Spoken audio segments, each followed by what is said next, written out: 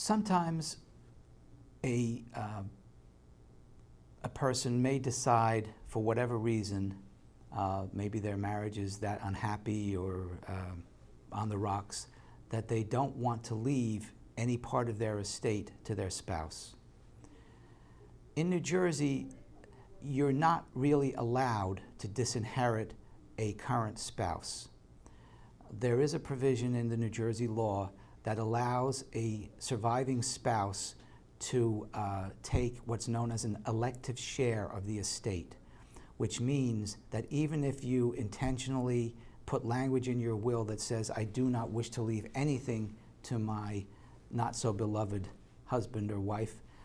the state of New Jersey will allow that person, that spouse, to take a third of your estate.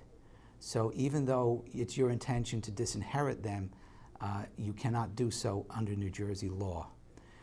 However, if you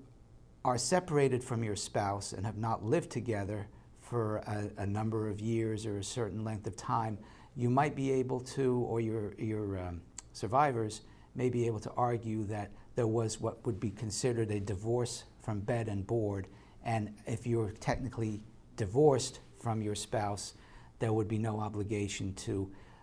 include them in your will under any circumstances. And obviously, if you're divorced from a spouse, then she would have, or he would have, no